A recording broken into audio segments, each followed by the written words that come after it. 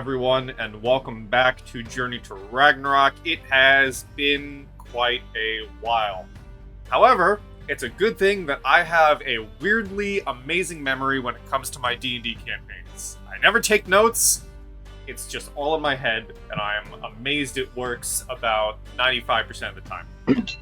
Definitely have no record of what happened last time whatsoever. Yeah, and I amazingly have all the record. Because what happened last time was the party fought some elves in the nude. And beat the elves, and were informed of the issues between two twin elven siblings. And we're told to fix that issue by the gods. I'm gonna admit a little bit of this session's gonna be railroaded because I want to shove you guys into a place that I have planned. I'm gonna shame. Guys, we're gonna go left, right? I'm going to no shame in admitting it. Where there's a fork in the road.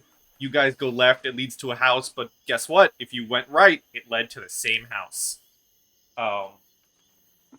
Because you were heading your way to talk to some of the other houses. Talk to the houses of the elves.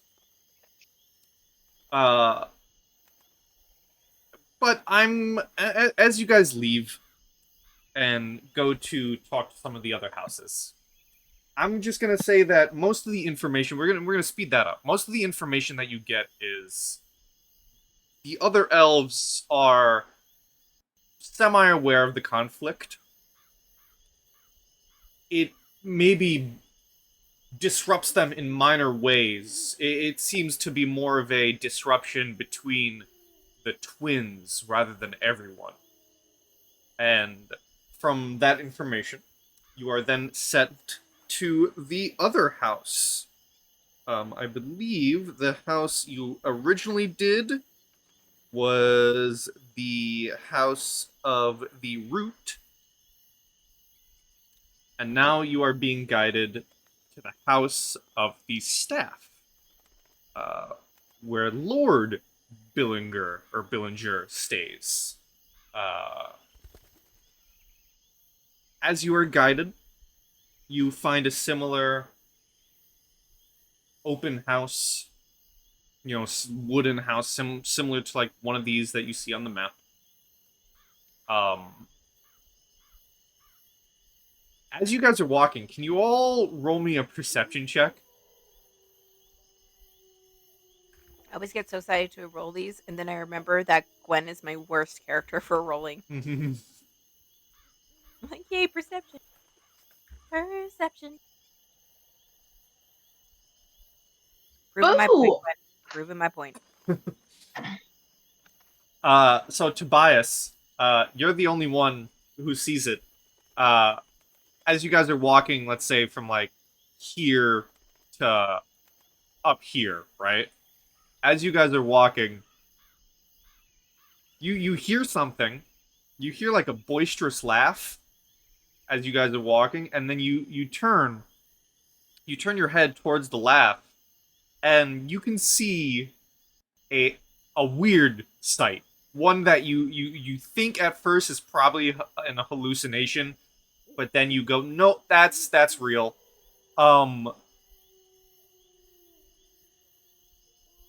Ezekiel is currently leading a group of elves in a cookout.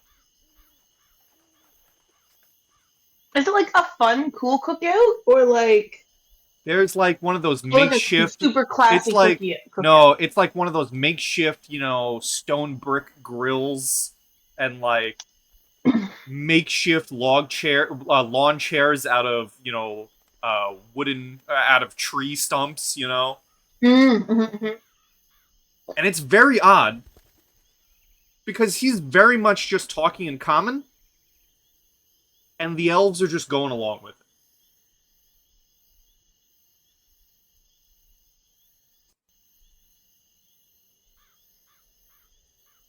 It's definitely an interesting sight that you behold as you're walking along.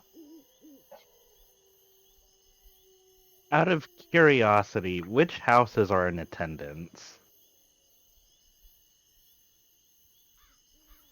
You see, yeah, I'll say with your perception, you can see like little badges or whatnot. You see Leaf, you see Branch, you see Trunk. You do spy a member of Root as well.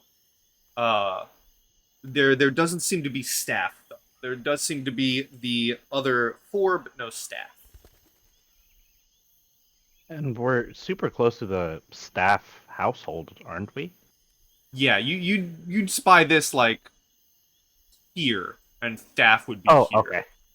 Oh, okay. So it's halfway through. Okay. Noted. Yeah. But yeah, you spy this cookout and continue walking. You continue being led to the staff house, where you enter this again beautiful wooden home, wooden hall, I should say, similar to the one you were previously in. Open like quote unquote like mess hall like area and two twin stairs that lead up to a like throne or a leader's chair, and you are all introduced as foreigners, as Midgardians, and you do see the leader of staff comes out, similar in stature to the leader of Root. Kind of larger than the other elves, kind of glowing skin. Not many distinct features. Not that they seem bland, but you can definitely tell, compared to House Root, this is indeed, the male sibling. And he looks down at you, and in Elvish, which I think Gwyn understands. I don't know Tobias. Gudrun, do you understand Elven? I understand nothing. You understand nothing. She barely knows English, okay? Her common is even wacky at that. That is very, very fair. I speak Frankish, which has and never will come up. Hey, you never know. Maybe we do a flashback game. Ooh, flashback game where Gudrun speaks French. Got it. Yeah. It's a Viking game, all right. You could go. You could have been recruited to go fight the Franks. I don't know. Before you joined the journey to Ragnarok. There you go. Gudrun had a whole life, man. Yeah.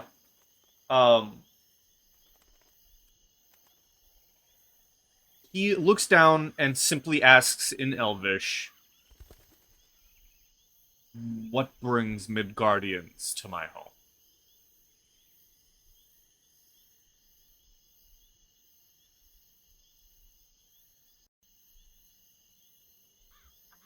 We seek an audience with you and an open table for discussion of various topics.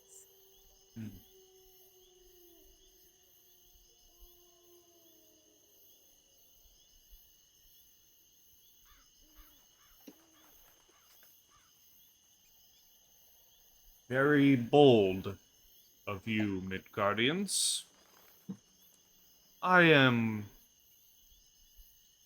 willing to receive you at my table should you prove your worth to me. Gudrun reaches into her pocket. She's like, "I got 5 silver. Is that worth it?" Do you not? You don't understand Elvish. Oh, right. Damn I it. just start offering money for no reason. Yeah, damn it. I forgot. I was just so engaged for a second that I forgot that I can't actually understand anything. You said 5 silver? Yeah. Astrid reaches over and takes it. Love that. Gwen nods and gives a bow of respect and says, "the the customs in which is needed to be fulfilled to grant an audience with you, we will happily oblige to do so." Good. He looks to a, like, what could be described as like a quote unquote, servant elf, someone much smaller standing next to him. Looks at them and says, "They will tell you of our customs." And then he looks at a nearby table and says, "You may rest should you find yourself weary for now. This challenge may prove draining of you, Midgardians." Remind me, because I can't find the notes. What does this house value? Is this the value of knowledge? They value craftsmanship. Just craftsmanship? Yep. Craftsmanship is the big one. Okay, gotcha. And offering you a table to rest, and you do see this other elf approaching you in like these white robes. He does take a seat back on his throne-like chair. I will give a bow of thanks, kind of ushering the rest of the party to also bow and say, "Thank you for this opportunity. We will take the rest that you have presented and look forward to learning more about your customs." I imagine Astrid probably bonks Gudrun on the leg with like the hilt of her sword to make her bow. Oh yeah, no, Gudrun was not taking the hit, so thank you. Like, damn it, Grandma, bow. Right. I will lead the group to the designated table, giving everybody a rundown of like the brief conversation that I had. And I'd like to look around. If they value craftsmanship, can I tell by the displays in the room what the priority craftsmanship is? Is it steel work? Is it wood carvings? Is it like what is there anything that would give me like a hint of that? Give me an Arcana. Ooh, Arcana. Okay.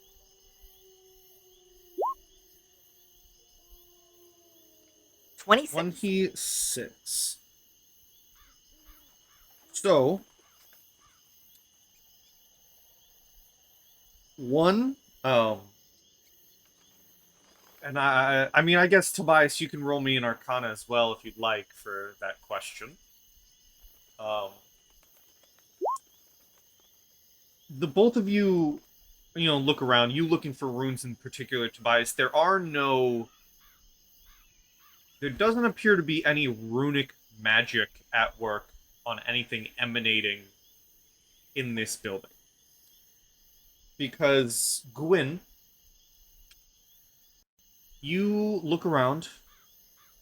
There are beautiful pieces of woodwork all across the building, which are all emanating some form of magic. You see that there are pieces of bark that seem to have carvings in them. Even some of the seats that you are sitting on seem to have this magical aura. Except it is a magic that you can't recognize. So not that you can't recognize it, there's not a set name for this magic that you can think of. And there you do see some of the other elves of this house doing like hand symbols and gestures that you are unable to recognize. And as they gesture to, like, if there's a table where someone's working on this piece of bark, you see them cast this magic on it that manipulates it in an interesting sort of way that twists and turns the little pieces of wood and tree in a way that you have not seen before. Oh, interesting. I think curiosity may get the best of her, and as she kind of like guides everybody to the table, she will say to them in common, I'll be right back. And she'll go over to the elf that's doing the manipulation of the wood and keeping a respectable distance. When she gets their attention, she will say, in as polite of Elvis as she can, do you mind if I watch? I've never seen craftsmanship like what you are doing, and it's very fascinating. They nod their head and say, "You may take a seat." Thank you. And she will sit relatively close, not uncomfortably close, but enough to make them aware like there's a genuine interest there, and she will just watch the whole time and see if she can pick up on anything that he's doing that may be triggering the magic that he is using. Okay. Um, give me a give me an insight check. Would you take investigation because I'm watching over an insight? Yeah, I could take investigation. Okay. 21. 21. It is definitely delicate hand movements and gestures. Um,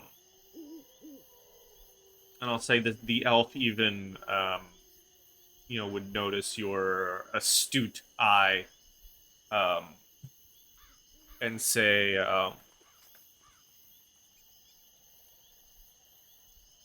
and it kind of like notices you, but then like immediately his eyes go right back to the project as he talks and says,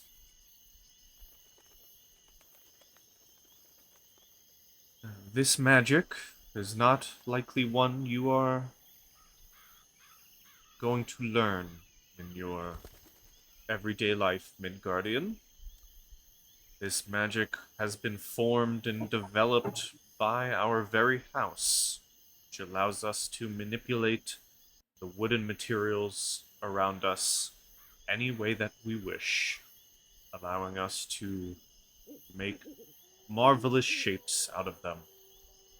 This very building was made through our house's magic."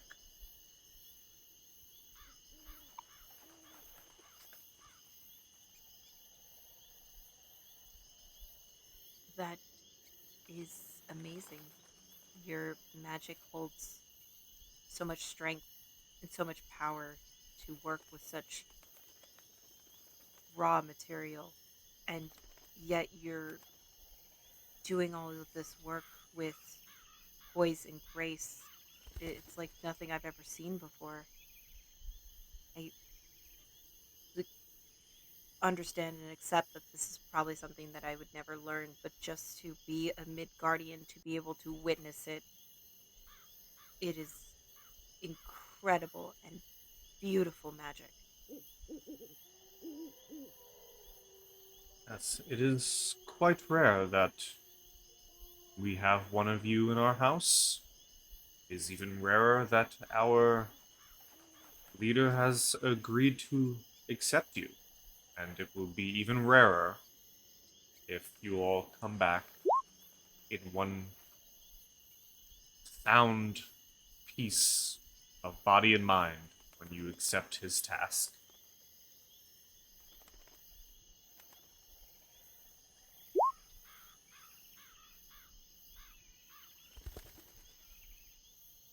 Well, I understand that the task we are about to take on is something that can be very risky. Um, I admit that I did not come over here to talk to you about anything that has to do with that. My fascination is purely on the magic that you're doing.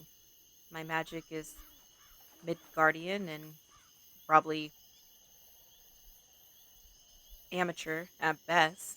So to see a master at their craft do something that they're passionate about with such excellence is more intriguing to me than any trial that your king can present. So, if you're willing to discuss more of your technique while knowing that I probably won't ever grasp it, I would be willing to sit and listen and learn. Well, I can't call myself a teacher, but perhaps you might learn through my work. So why don't you sit and watch, and maybe your eyes will pick something up. And we'll give a very polite nod, followed by a small bow of my head, and I will scoot uh, just a little bit closer so that I can pay more attention to his movements and things like that. If this is something out of character, if this is something that shows up later on or within the trial, may I roll a history check to see if I can try to even mimic what he's doing to some degree? Give me a just give me your straight intelligence roll. Sure. 21. Okay, so like I said in the chat, the work that he's doing is very much like ice sculpting, but with wood. Think of how, when you see ice sculptures, they're very perfect, very well made. It's like that, but magic, and with wood instead of ice. Okay. It is very much more... The best way I can describe it is compared to regular druidcraft that you might see Tobias have done, or previous druids, or other nature wielders in your life back on Midgard. This isn't crude work, or it's not work that feels like it is ripping up the land or whatnot. This is very much beautiful work being done. You are watching him work on this piece of bark, and all you can think of is, wow, this really is just beautiful work. And with your 21, I will say, I will give you advantage on your chosen roll. Cool. Thank you. And as you're learning and listening, the elf that was assigned to come up to you guys and teach you the customs walks past the two of you, goes to the table, full-blown begins explaining it in Elvish. Which I need to figure out I don't know if Astrid knows Elvish. I will check. Hold on. I have access to her character sheet.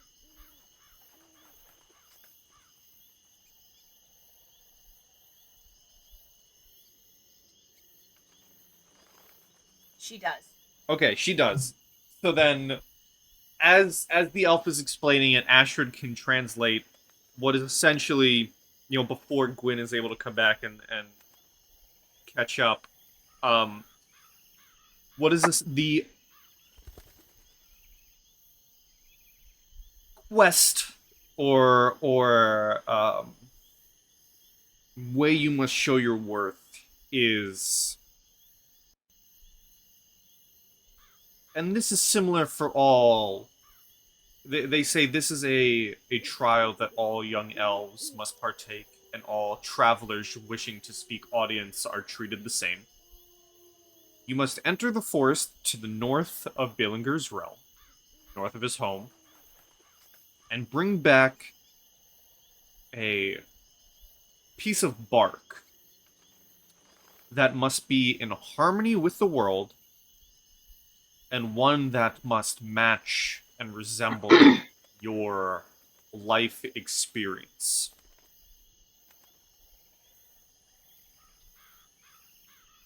and one that must feel true to yourselves.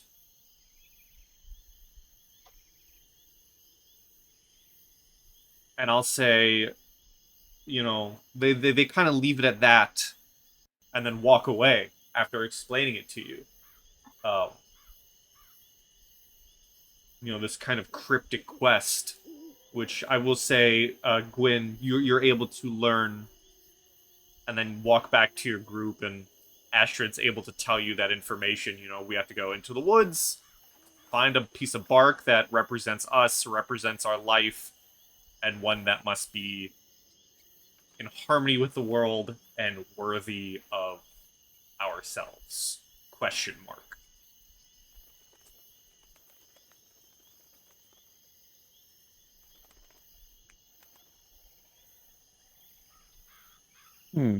Interesting.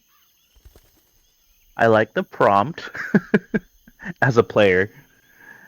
All right. Well, I don't suppose that there's any reason to delay going into the forest. Into the woods.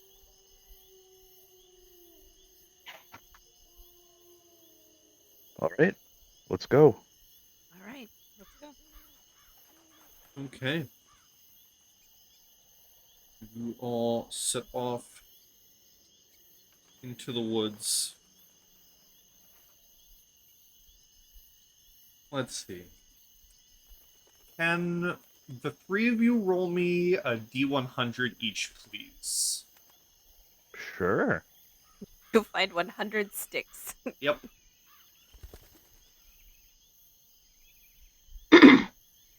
Tobias finds 5 sticks. Gwen finds 79 sticks. I wanted 69 sticks, 39. but I didn't. I know. Gwyn, we start with you. Okay. As your group walk into the forest to the north of the house, and it's normal, wooded tree, normal forest, like our normal woods,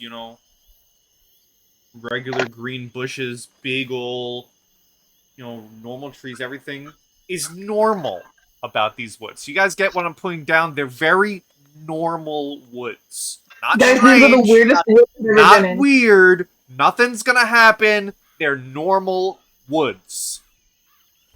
We're gonna get jumped right now. Okay, I trust Dragon you. attack.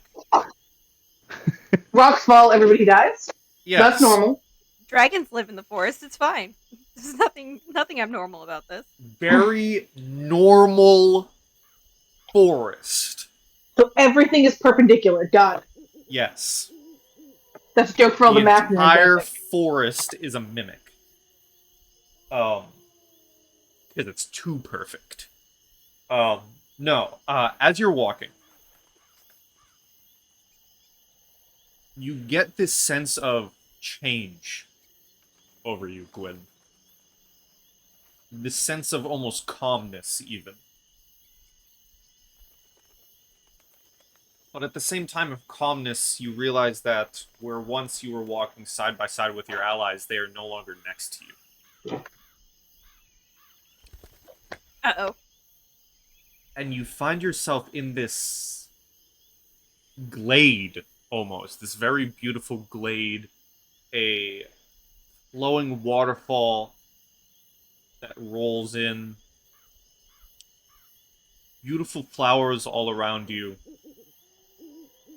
And at the center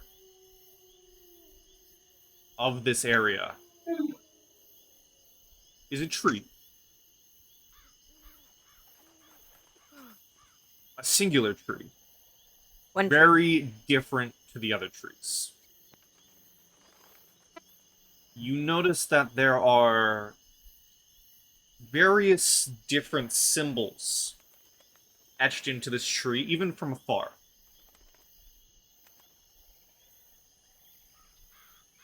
And there's a figure in the base of the tree.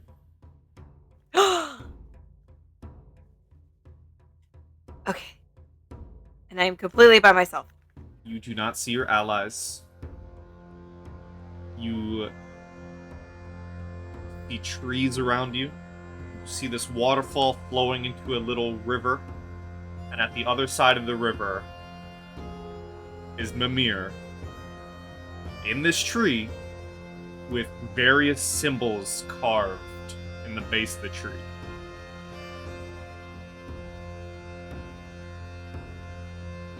And he's just watching you. He's not saying anything. He's just watching you as if waiting for your approach.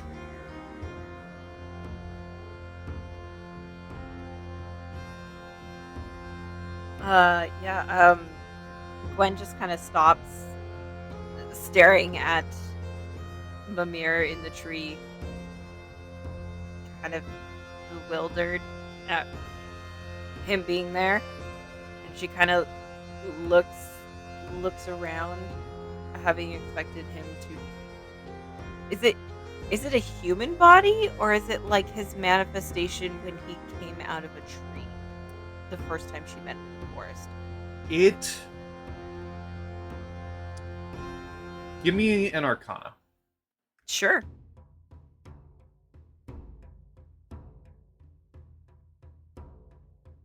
$28. You know that just by looking at it, this is not the physical Mimir.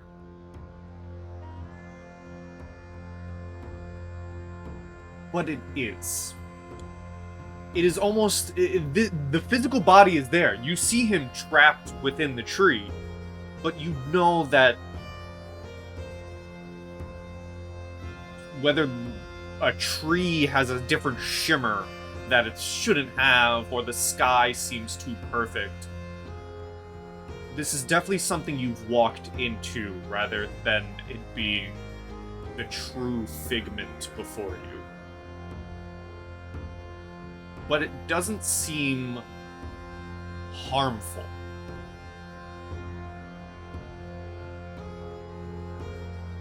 So it's more of a manifestation than the real thing. Yes. That much I can tell. Okay. But he does almost greet you like an old friend. Oh god, I don't even remember the accent.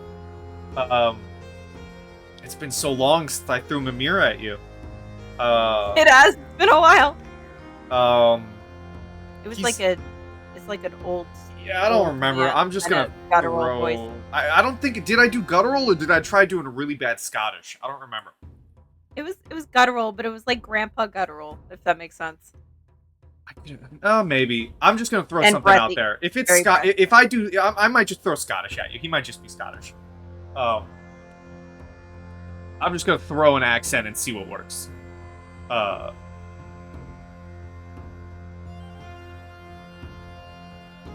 Because he looks at you, hesitating to approach or standing there, looking at your surroundings, and with almost a not a tone of impatience, but like a tone of like jokingly impatient. He'll say, "Oh, child, just approach already. What are you waiting for?" Yes. Sorry. It's been a long time, and she will kind of hurry to the base of the tree where he's at, and kneel down and hang her head in respect. Oh, and did you expect to find yourself in this location? Did you ever think that you'd be traveling beyond the realms? Last we talked, I believe we were still on Midgard. Her head will rise as she kind of sits back on her heels, looking up at him, and say, "No, I never thought that I would go any further than Midgard, except when I was welcomed through the gates in Valhalla by a Valkyrie. So this is very, very different in comparison to what I thought would happen."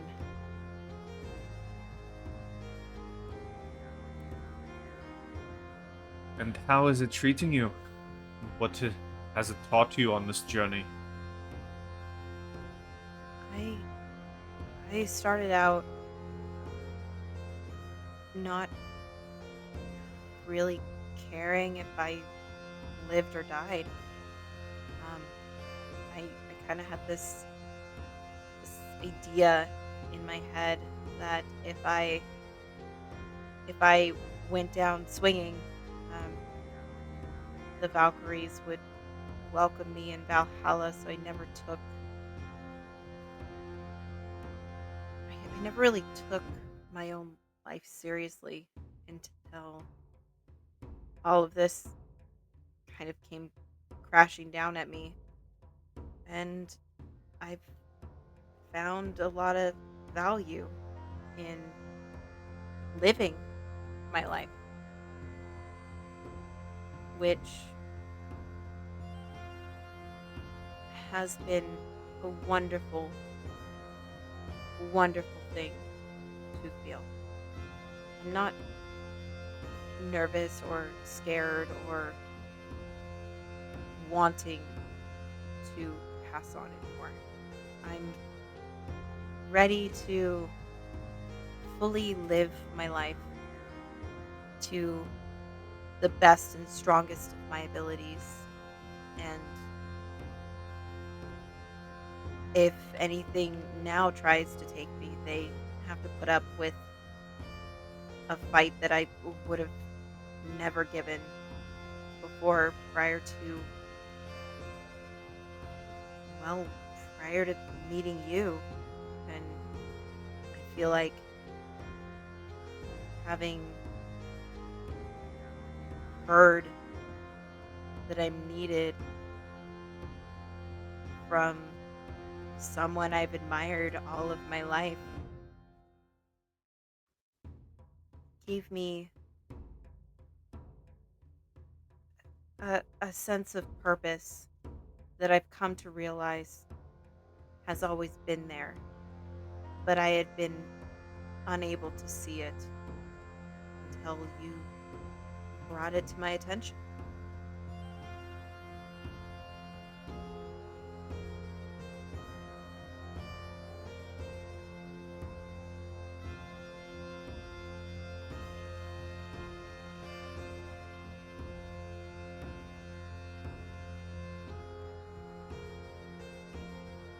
You have not just been chosen by me, but a family as well. Which I must ask you.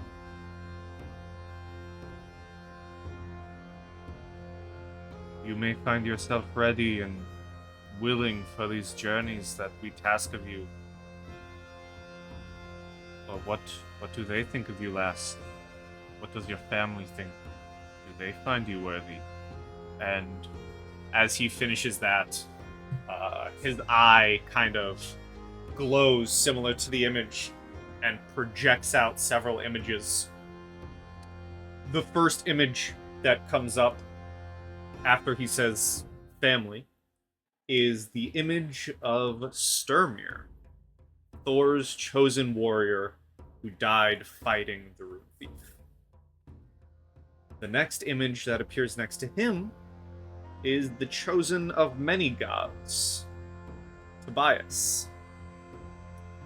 The image next to Tobias is actually a twin image. Two twin brothers you fought alongside of, Eirik and Kjol Eriksson. Family friends of old.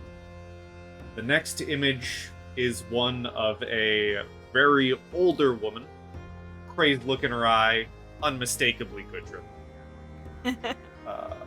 The next image is of a short and stout dwarf, big belly, bird on his shoulder. And they're all stood in a line. And directly in front of all of them, the last image appears of a Astrid. But not how you know her now, but how you knew her at the very beginning of this journey. All the way back when you all first stepped off the boat coming home from a raid back in the major capital city of Hailhofen. No green hair, no locket, Astrid as you know her. And he repeats the same question. Do they find you worthy?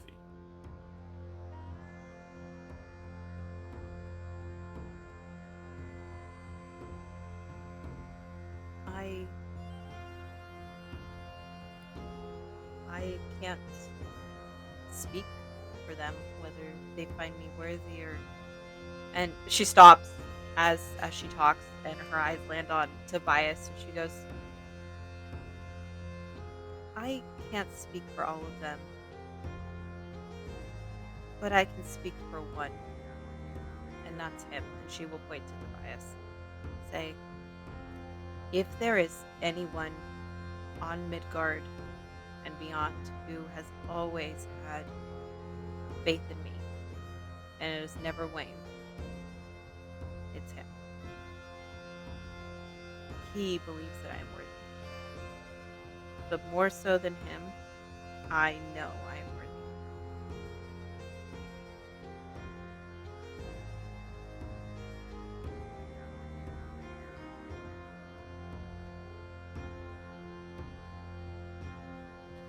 He nods his head with what little movement he has from within the tree. And the images disappear. And he gestures his head for you to circle the tree to get a better look at the carvings. I will do so.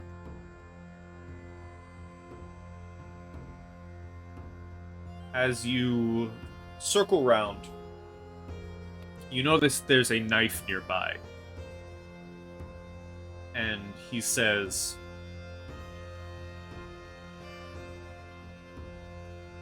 there will be many more journeys ahead of you, young Gwyn. Many more journeys for you to feel that self-worth, make a change.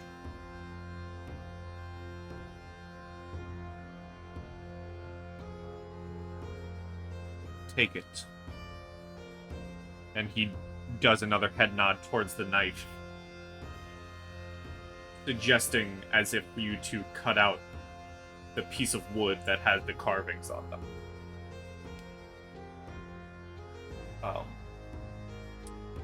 Would you like to roll me an Arcana to investigate the carvings? Or a history, Sure. actually. Maybe a history.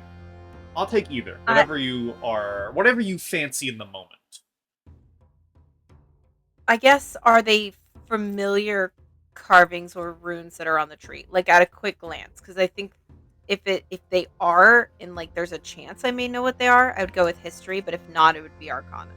Give me a history. Sure.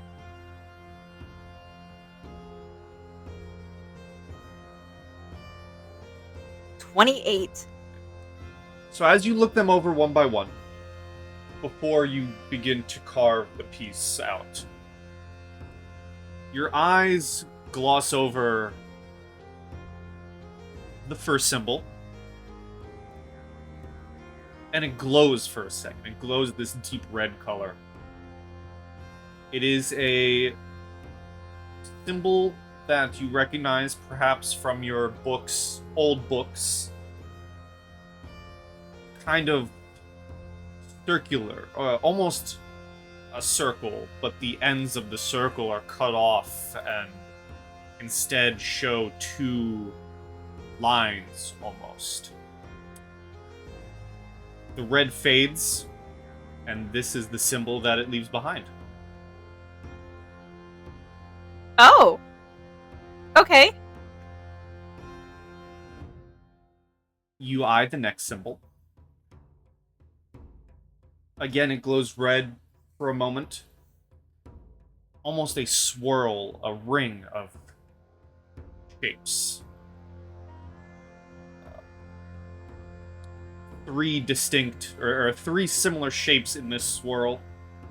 Flash red, and then again go inert, as this is the symbol that it leaves behind.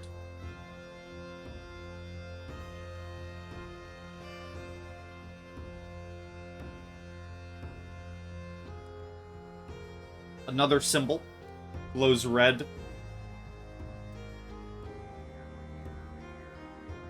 Almost a triangle, but where the points would be are instead these spirals. Flashes red, goes inert, leaves this symbol behind.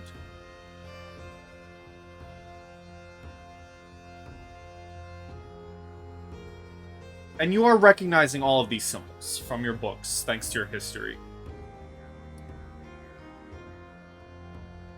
The last symbol glows red, stays red, stays lit up, does not go inert. You see, simply put, an eye staring back at you.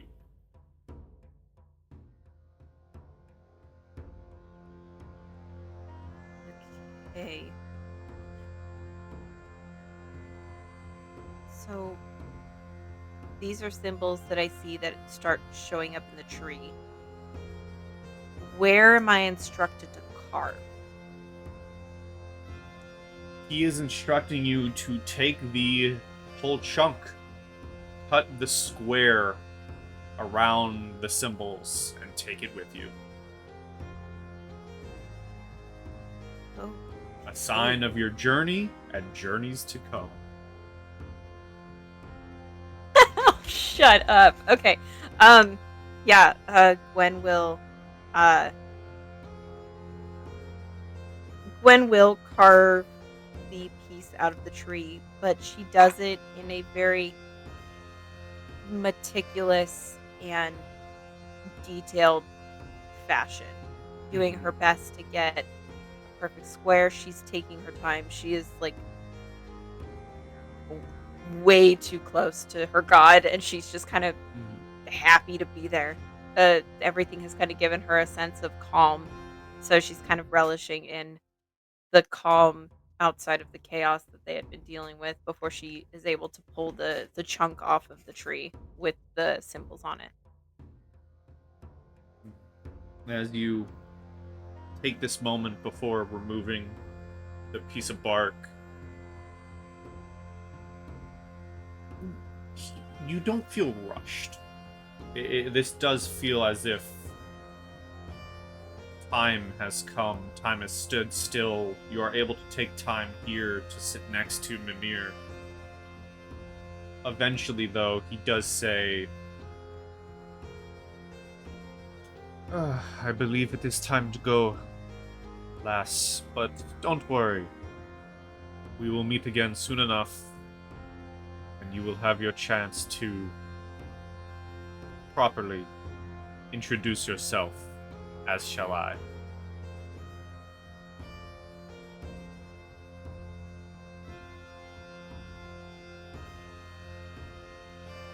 Thank you. I thank you for all that you have taught me about not just the world, but being myself and being okay with being myself. I've learned a lot and look forward to continuing to learn under your leadership. And I thank you. And I look forward to the day that I can thank you in person. He nods his head towards you, allowing you to turn and leave and begin walking through the totally normal woods. Might I remind you that they're normal?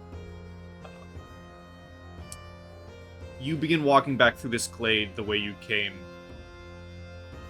And eventually you do begin to hear the sound of the waterfall fade and die down, before you find yourself right back where you entered the woods with your group. However, your group are not there. But you do find yourself standing with this piece of bark, with these symbols, of other realms in your hands. As you stand there, Gudrun rolled the next highest number, which means it's Gudrun's turn. Gudrun, as you're walking through the woods, the totally normal woods,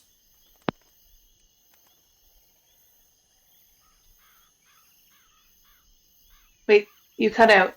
I said as you're walking through the totally normal woods, Yeah. I heard as you're walking, and then you cut out, and I was well, like, as I'm walking, what's happening? as you're walking through the totally normal woods,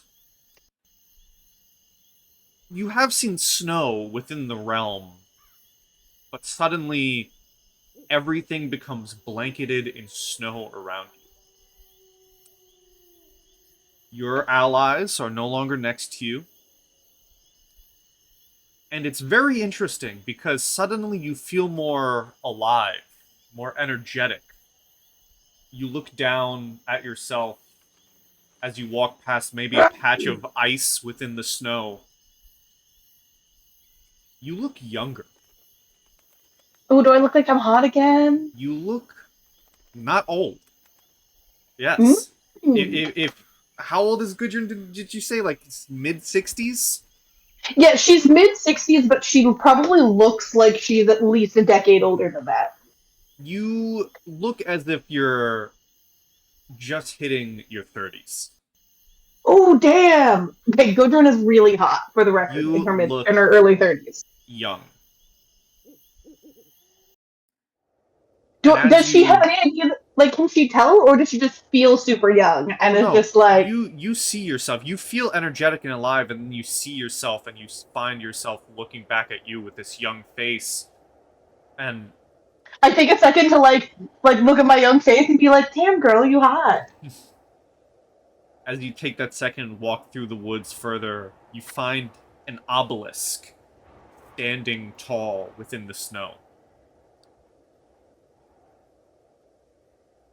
You see before you... She chuckles at it because it looks vaguely phallic. Of course. I'm sorry. And you see, surrounding this obelisk are several shapes, humanoid shapes. One not so humanoid. There are a bunch of humans, and then it's a square because it's a bunch of But shapes. they're...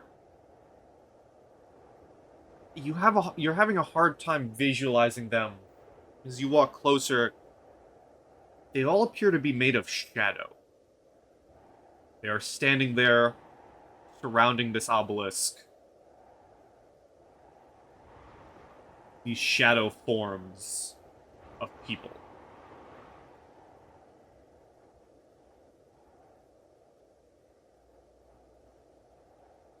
Would you like to roll me a history check with advantage? Ooh. Advantage. Is story. What music? Dirty 20. What music do I want for this? Fight battle, because we're about to go into a fight, right? What's this? We'll put this on. This is fine. You vaguely recognize some of the shapes.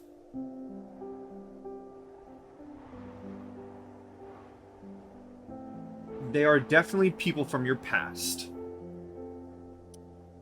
You see a hooded man with a wicked smile on his face, clutching twin daggers. There is a female warrior holding a bow, knocked with an arrow, and a vague shape of a large bear next to her. You see another hooded man with magic sparking from his hands. And you see a dwarf standing there, a female dwarf with weapon in hand, all surrounding this obelisk. definitely recognizable as people you once adventured with. People who were once your friends and allies.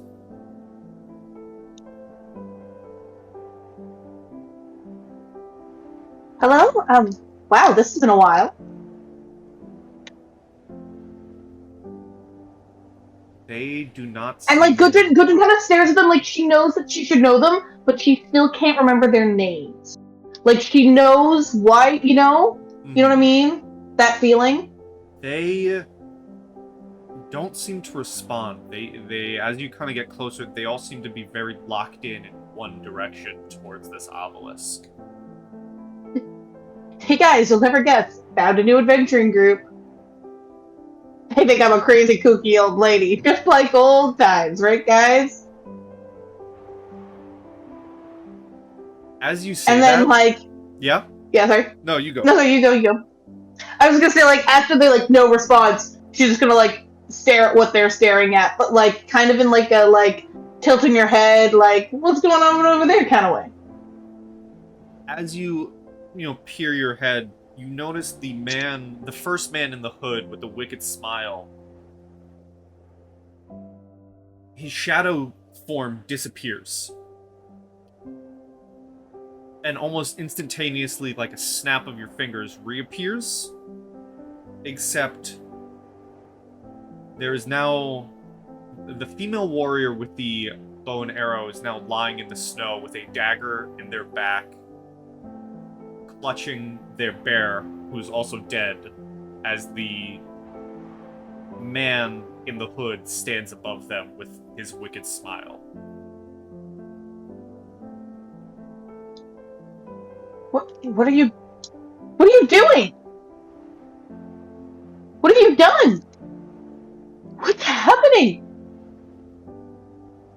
As you ask that,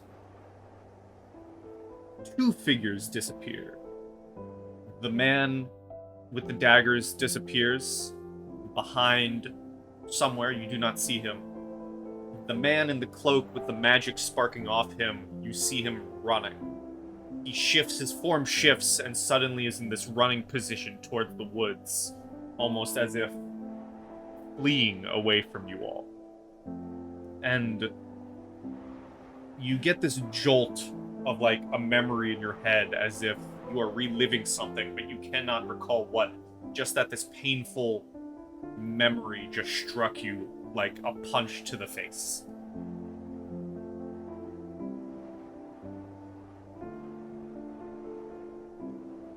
I think Gudrun just kind of, like, stands there, like, stunned. Like, she doesn't have, like, any fight in her at this moment.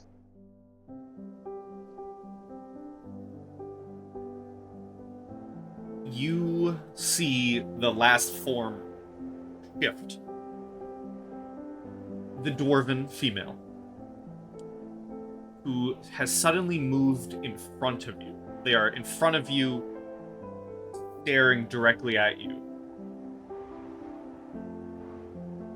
Roll me another history with advantage, please. I'm so historical. Eep.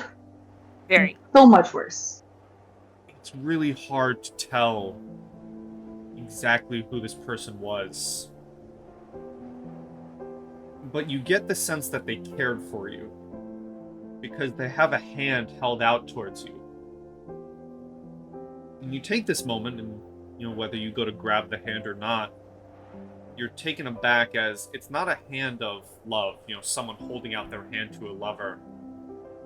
It is a hand of terror and despair, and one of help, as the dwarven female's body is currently hanging in the air, dangling from the twin daggers of the man who stands directly behind her, with a, again, wicked smile on his face directly over her shoulder, as he stares at you from the shadow form.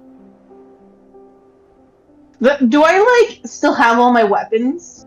You have all of your equipment, yes. Yeah, I'm just gonna, like, take out my sword and, like, run for that guy. Roll me an attack.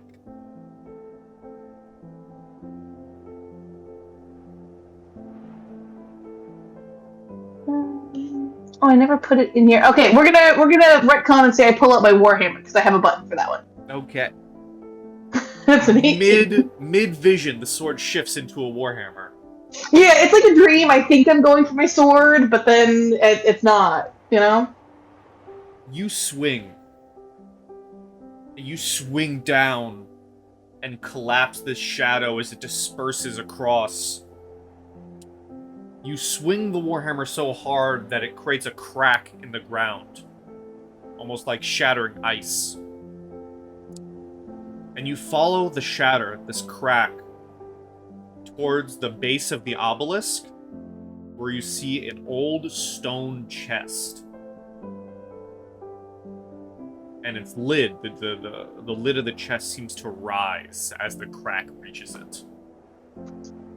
And opens. What's in the chest? I'm gonna look inside the chest. Chest. Do you get Take close? stuff. Do you walk towards it? Yeah. Oh, hell yeah. You walk towards the chest, and inside of it you see a horn. A wooden horn with a small piece of metal where you would blow into it, like adornment.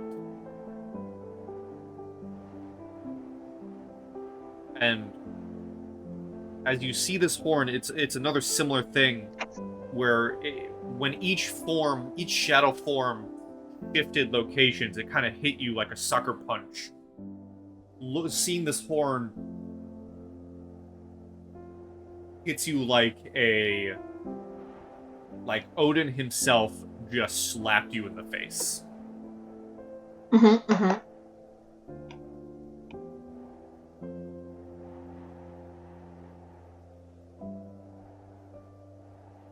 What do you do? I mean, like, if Odin himself just slapped me in the face, I feel like I deserve that one. Well, seeing the horn feels like it. Like, you're getting hit with these... feels like it. Like, you're getting hit with these painful memories that actually hurt. I mean, horns are meant to be blown. Alright, you grab it? Yep. Alright. You play it? You play the horn? Yep. Roll me a wisdom saving throw. Oof. I deserve that. What's your current HP? Just need to judge something real quick. I think I'm at full. So 79? Okay.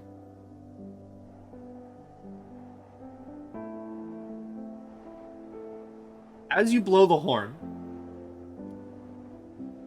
it's almost as if this vision begins to shatter around you from the force of the horn.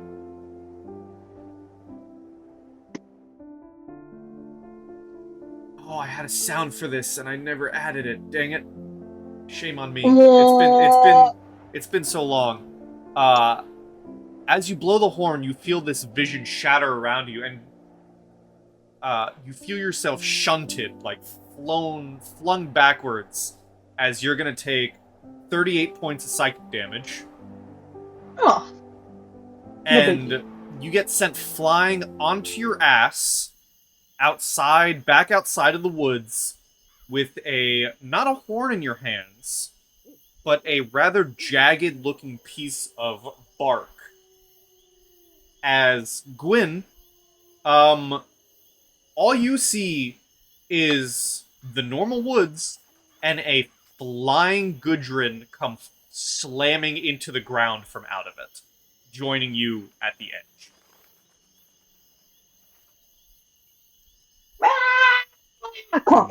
Thud, thud, thud, thud, thud.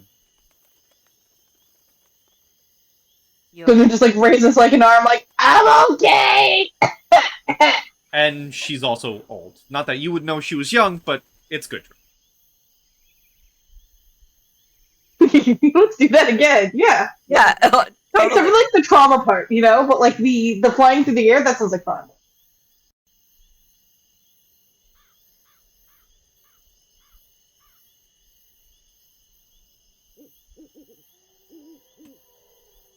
Do you say anything to Gudrun? Oh, I wasn't sure if it would just be a quick cut to Tobias because we'd all end up around the same area at the same time. Uh, I would walk over to her and shift my, I'm guessing it's a decent sized piece of bark. I will shift it under my shoulder and offer her a hand to stand.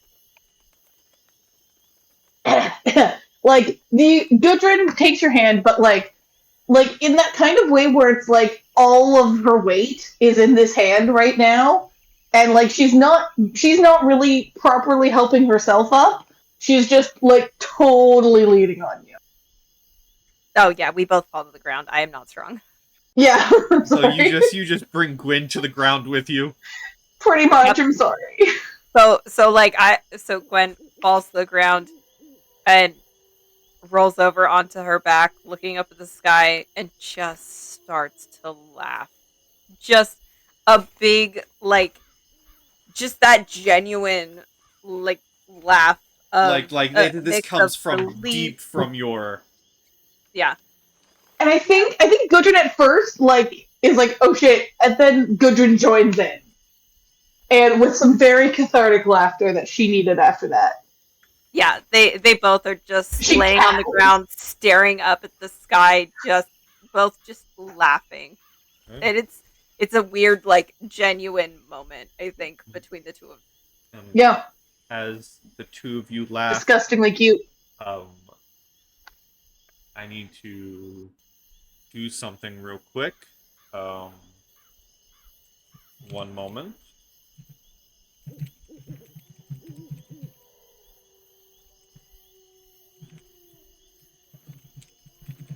Sorry, I just looking at something. Look away.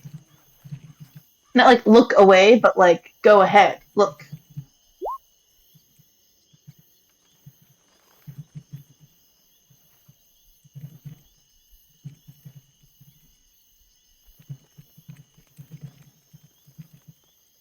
Okay.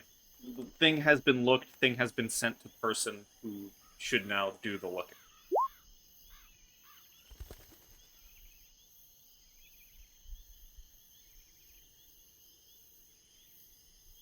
Yeah, Tobias gets the boss fight. Tobias, you have we're switching genres. You have to just fight a Balrog. All right, well, here we go. You shall not pass! Oh my god, Halloween episode where Gudrun is dressed as Gandalf. Yeah. Gudrun the Grey. Gudrun the Grey. Okay. That's hilarious. Tobias. Similar to Gudrun, you find yourself walking through these woods, and you are suddenly surrounded by snow. Unlike Gudrun and the obelisk, but similar to Gwyn and her own tree, you see a singular tree stand out to you among these woods, in a clearing. As you're walking through the woods, you notice that there is actually already a set of footprints in the snow ahead of your own. That almost maybe subconsciously you've been walking step in step in. Yeah. Yeah, I'm going to step forward towards the tree, and I think I'll be walking parallel to the set of footprints before me. Do these footprints seem a little smaller than mine? Yes. Yeah. Tobias takes a deep breath in, just lets the cold air fill his lungs before he continues walking forward some more. You begin walking forward towards the tree. The first thing that you notice, dead center in the tree, as if stuck within it, is a dagger.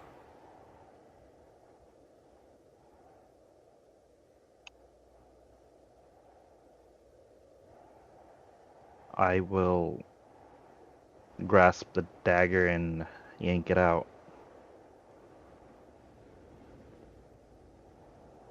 Roll me a history, please.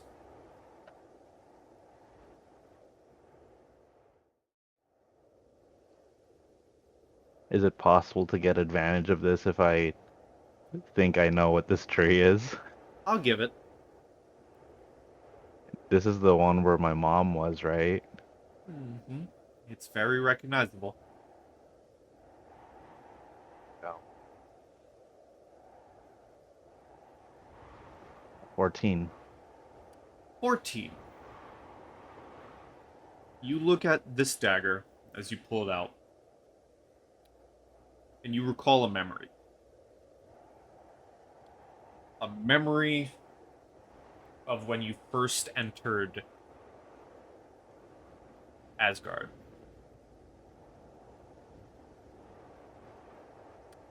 There was a certain figure there waiting for you to give you the tour. That certain figure greeted you with a bow that spread open, his robes and capes, leaving you to see the armor underneath. Heimdall, right? Oh no. Nope. You Oh, recall this another dagger figure. being within his belt. Oh, Loki. Okay. Tobias kind of just stands there looking at the gleam of the dagger and mutters, "All right, what's this supposed to mean, Loki?" As you ask this and look at the gleam of the dagger, you hear a loud thud as if dropping from above you. And as it drops, you begin to hear the creaking of rope. As you turn around and you see there hanging isn't Loki, isn't your mother, Odin. As the tree suddenly fills with dozens of ravens, all cawing at the same time.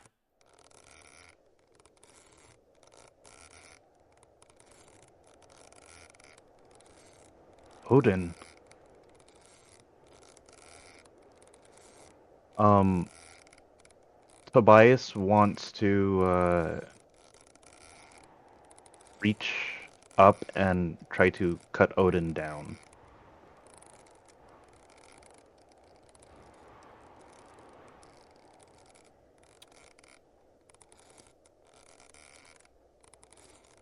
As you go to reach to cut the rope,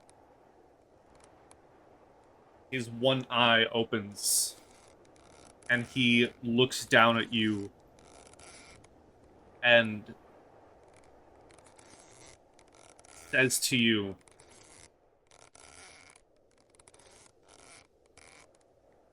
"This day changed your very fate. This day changed who you would become. This day set you on the path of destruction for all 9 realms."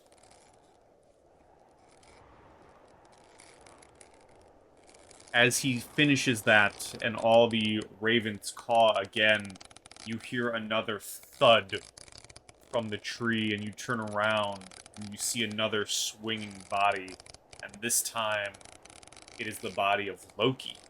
swinging from another branch.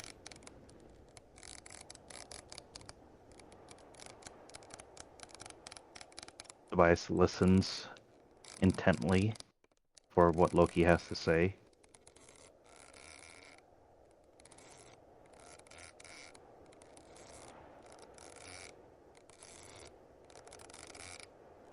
No biting words, Loki.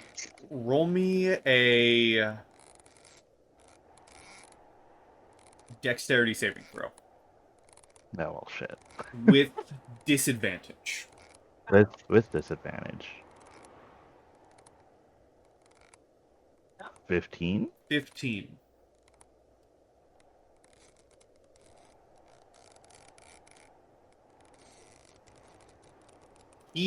Loki, swinging from the rope, lunges at you, and you fall backwards into the snow as he cackles this horrible laughter and says,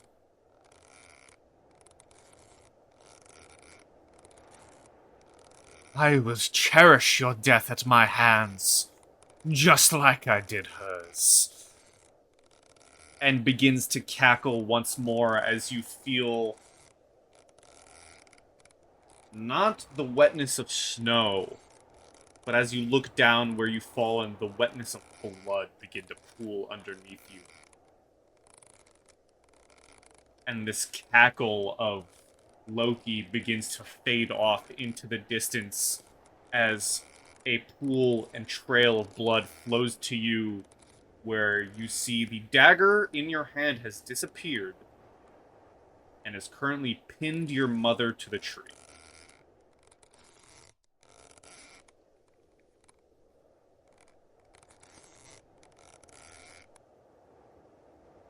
Tobias walks to be in front of his mother and kind of is taking all of this in stride.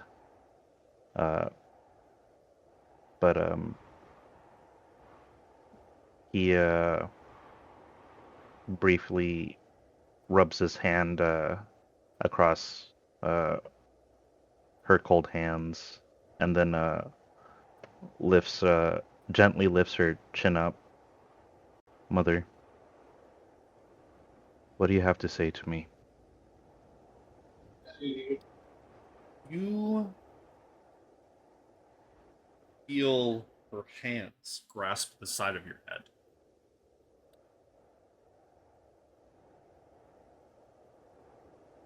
A very familiar and loving feeling.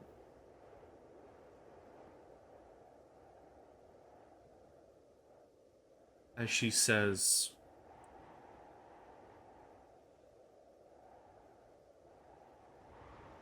"You have grown so much. You have grown into such a wonderful person. What I did for us. Now I need you to live for the two of us, to live for our family, and to live for all those who will come after." And you feel her forehead press to yours as the feeling of your mother begins to fade through you, leaving the dagger once more stuck within the tree. I, mother. I can do that.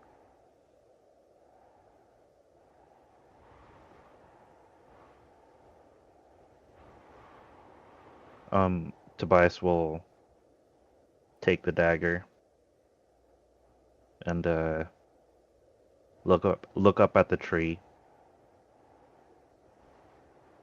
and I think the area that was stained by my mother's blood, I think would be the area that Tobias strikes. And as you strike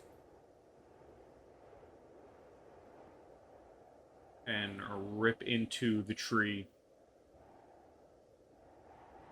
Eventually, where the dagger was once plunged, where the blood has stained red into the bark, you rip free this piece and now hold it in your hands. Mother, I I don't know if you can hear me, but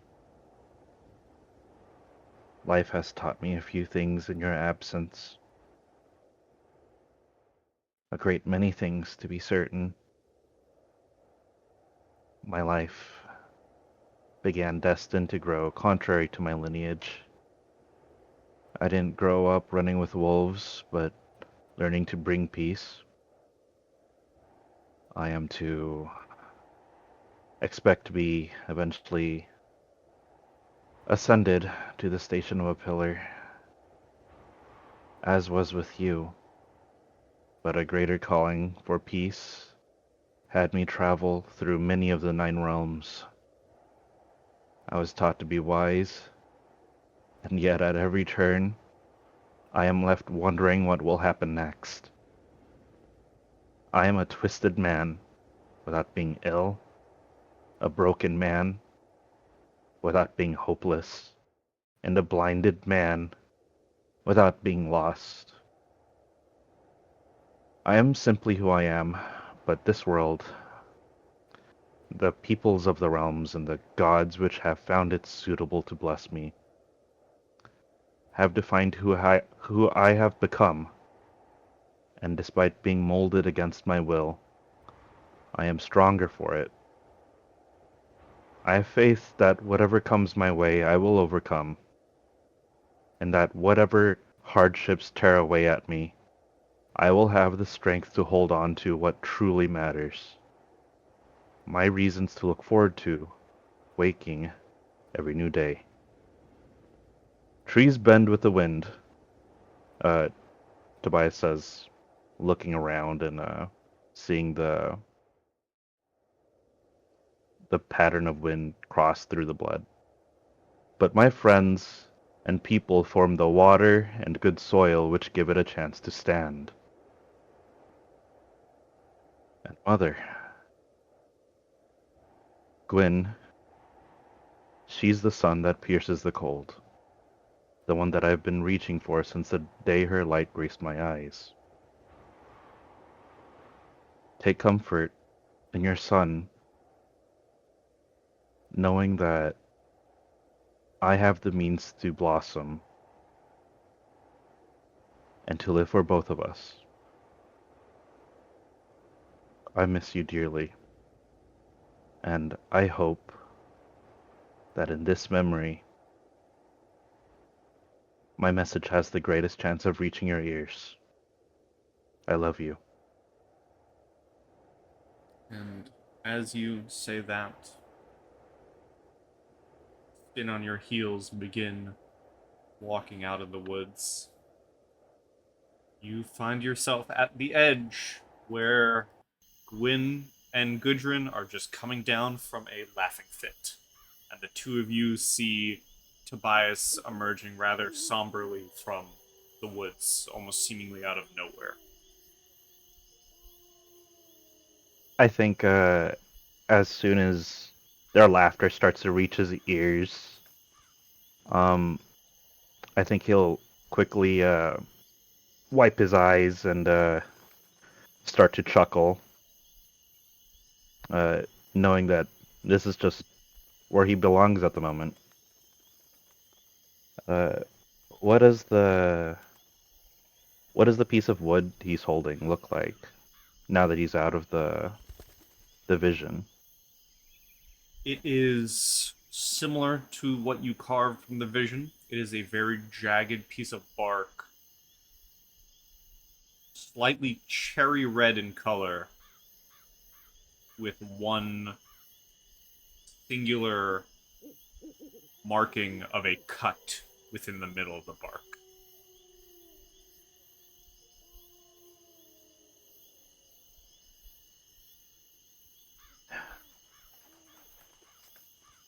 Well, I'm sure you two went through some wonderful adventures as well. Yeah, wonderful. Mine was very enlightening, though it did come with the odd piece from it. Um, oh, and she will place her chunk of bark down on the ground, pull out her spell book, and start drawing the symbols in her book on an empty page, so that if they either take the bark from her or if the symbols vanish, she has a Mhm. record of them. Okay. As you begin to Gwen. jot down the records, yes, Oh, Gwen, Hmm. why is your piece of wood looking at me? and That's what eyes do, Tobias. They look at people. and as you stare at the eye, Tobias, maybe a bit freaked out. Why is this piece of bark staring at me? We'll see what our last member experiences in our next session. Nice. I like that Dun session. dun dun. Nice segue. That was fun. We shall see what I get to put dear ol' Pepper through in session 46. Oh, it's gonna be so good. Oh, it is. For now, this has been Journey to Ragnarok. Everyone say goodbye to YouTube. Bye, YouTube. Goodbye, YouTube. As always, good pie and stay sweet. And I make no promises that this giant ass break will never happen again. Who knows what will happen? But for now, hey, you get session 45, so enjoy that.